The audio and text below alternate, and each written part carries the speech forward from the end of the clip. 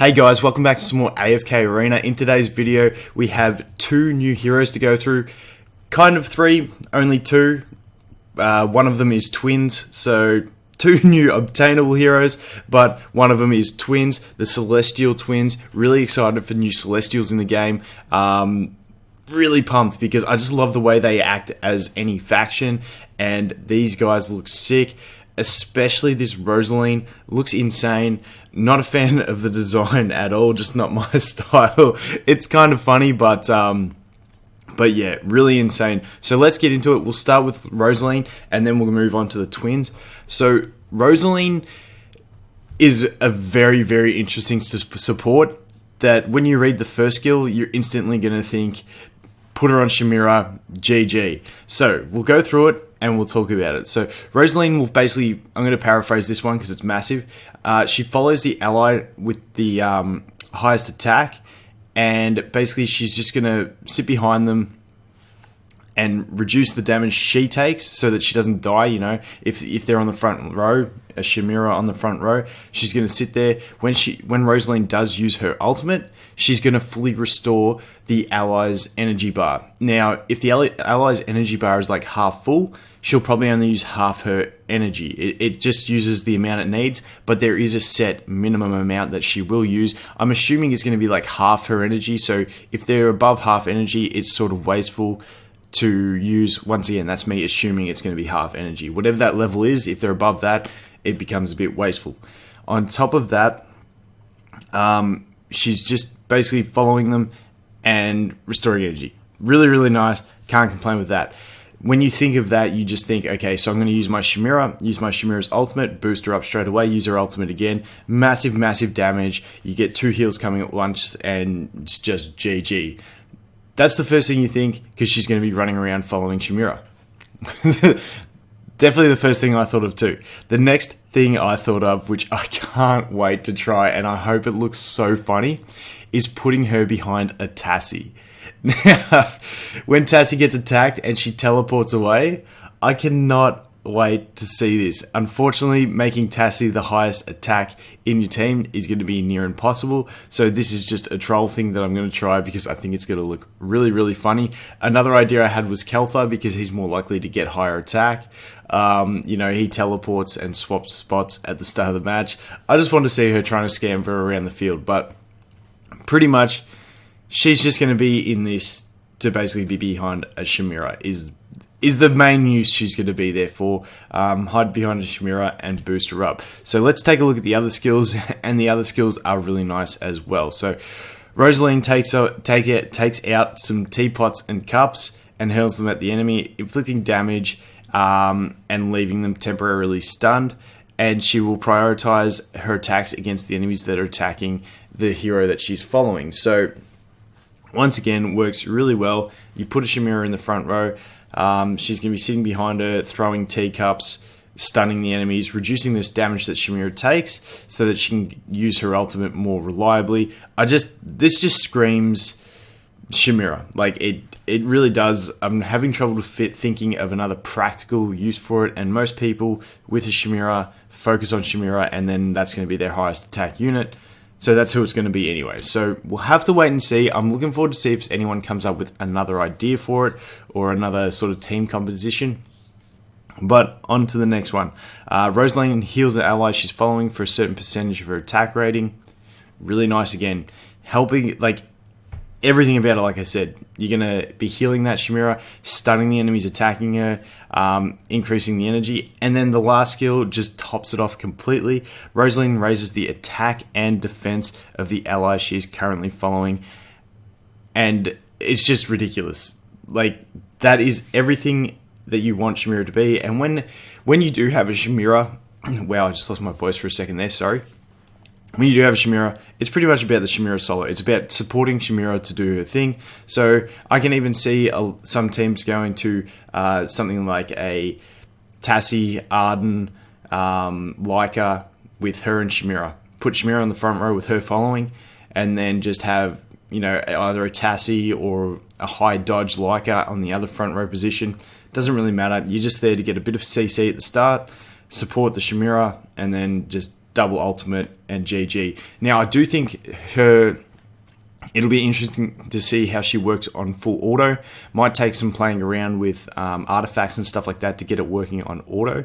But this will definitely be a good manual play hero, because you'll just basically want to wait till you use your ultimate on Chimera, then use her ultimate, and GG. So that's going to be for Rosaline. I'm actually considering going for Lightbearers on my ult account. I've got about 200 summons saved up.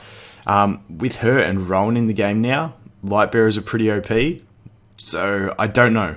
But I still need Graveborn fodder, so we'll have to wait and see. But I am thinking I will definitely wait for these heroes to come into the game, because I'm really excited about the next ones too. So that's it for Rosaline. Moving on to the Celestial Twins, Elija and Lailah.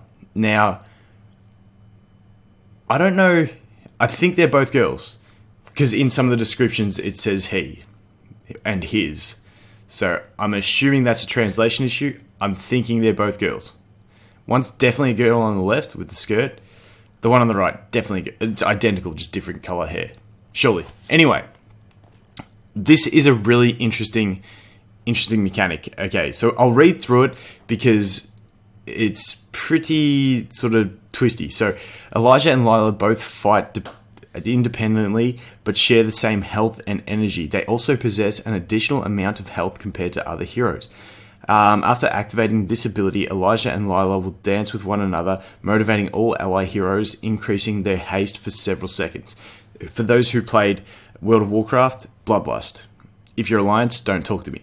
But the health bar thing is what I don't get, how it's going to work. So they share the health bar. So I'm tipping when you go into battle, it's going to be they each have a health bar above their head, and it just goes the same. It's the exact same. The extra health, not sure whether that's just going to be implemented in them, or whether it's going to be a second health bar somewhere, or how exactly it does work. So we'll have to wait and see for that one.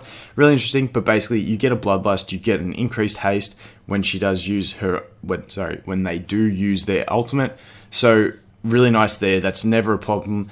I think everyone who uses Elija knows the value of a good haste buff. Similarly with Saviors. So bringing these guys into a team with Elija, you use your Elija at the start, get that good haste buff, get your CC out earlier, and then as soon as you get to your ultimate, you're using it again, getting that haste buff. Really nice. Be interesting to see how long it does last for when they do get released, but we'll have to wait and see. Next skill, Grace. Elija. Okay, I'm going to stop using names. One of them restores the... see, this is where it says his, and it confuses me. One of them restores the health of the weakest ally. And then the other one will restore energy. So, the highest remaining energy. So, okay. I just brutalized that. Okay, you heal the weakest ally, and you increase the energy of the ally with the highest energy. I'm hoping this will be a smart ability and not use it on an ally if they have full energy. That's my only hope there. Besides that, really nice. And then it says it'll prioritize frontline heroes first.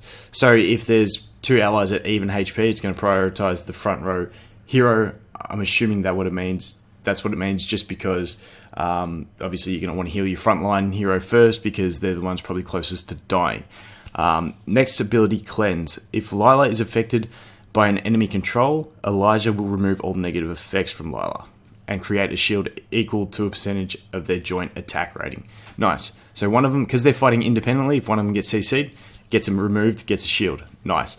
When an enemy nears Elija, Lailah will teleport to the location and attack the enemy, knocking them backwards in the process. So it'll be interesting to see if you can manipulate which one goes where from where you place them on the battlefield, or if it's completely random. For instance, if you have them, we're just going to use for an example, if you have them on the front row, whether one, separates up, and whether it's always the same one or whether it's the other one that moves.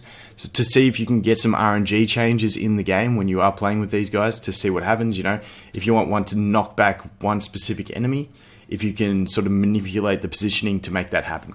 Will be interesting, but have to wait and see. Final one, Unity. So the last two allies affected by their Grace ability, which was that one that heals the weakest ally and it gives energy to the ally with the highest energy. So the last two allies affected by that will form a union. In this state of unity, the two heroes will both receive damage that is inflicted upon the other. subsequently lessening the damage of the allied hero which is attacked. So they're not taking it, the way I read that, they're not taking the same damage. It's the damage that the one is taking gets divided, basically divided in two, split up between them. So it's not they're both taking a big chunk of damage, it's just that it's getting split between them. So really, really hyped about both of these heroes. I feel like old mate, the Pom over here, Rosaline, is going to be probably the one that everyone really wants because it's just overpowered Shamira support, basically. But I'm really excited for these twins. I feel like they could be really, really good, but I think they're going to come more down to testing and seeing how they do actually work on the battlefield. But nonetheless, exciting times. Might be saving my summons for a few more days because it's about to, what are we? We're about 5 hours away from the changeover to Graveborn Day when I was going to do my summons. I got about 200 saved up, but I think we're just going to wait that little bit longer and maybe hopefully get some of these Celestial Twins. So that is going to be it for this video, guys. Thanks for watching, and I'll look forward to seeing the next one. Cheers.